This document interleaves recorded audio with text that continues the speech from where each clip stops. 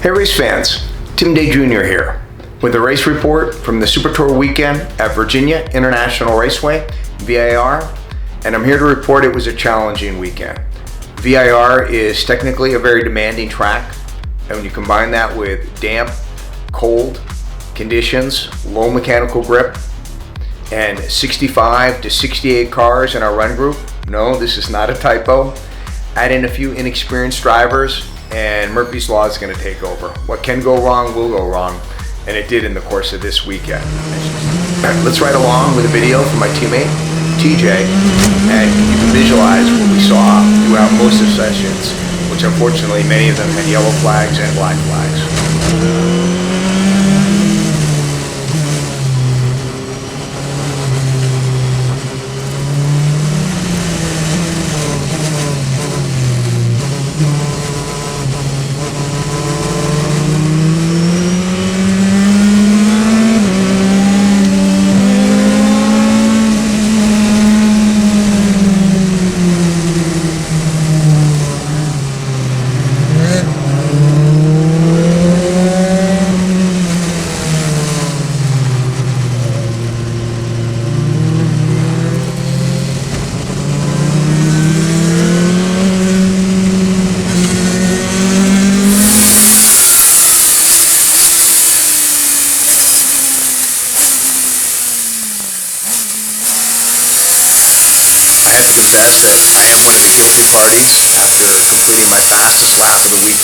I did have a semi-spectacular spin going into turn one. I'm proud to report though that one, I kept the car running, two, I didn't bring out a yellow and gathered it up and get going back down the road again. Moving on to race one, unfortunately it was an unmitigated disaster. We had agreed to a split start between the prototypes and the Formula Enterprise cars, and the prototypes got off to a nice clean start. We got about a half a lap.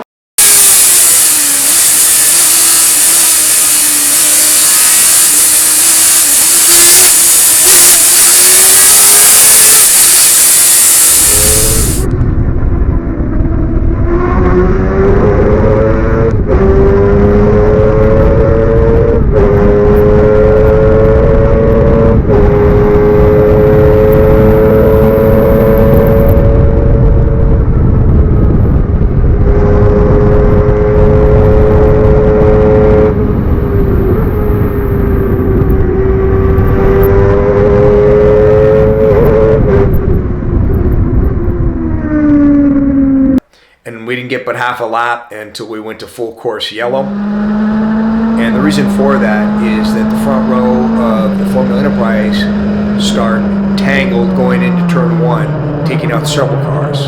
This brought out a lengthy full course yellow, and subsequently, as we were riding around behind the pace car, my understanding is that the prototype 2 car number 91 was putting oil down on track, and subsequently at least 2 cars crashed behind the base car. I've never seen that before. This required further cleanup, and unfortunately they were never able to restart the race, and it was a frustrating, disappointing Saturday to say the least.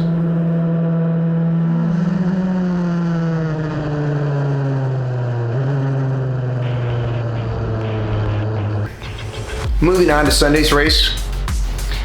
In a sense, it was a continuation of Saturday's race. More drama, more incidents. Evidently, this time it was the front group. It wasn't a prototype. One of the Formula Atlantic cars, actually an F3 car, the 01, overmodulated the throttle, coming out of turn one. We had talked about the low mechanical grip. He spun, took off the rear wing of Trey Ayers' prototype 2 car, and then collected another car behind him. So it was a mess.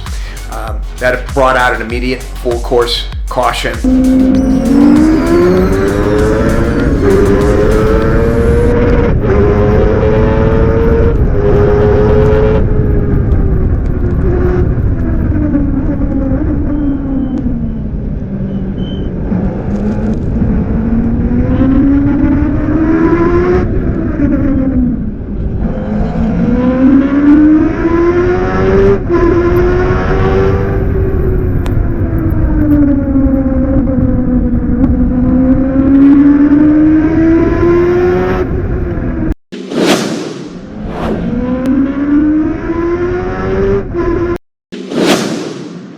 Fortunately, the race was restarted. We had some good wheel-to-wheel racing.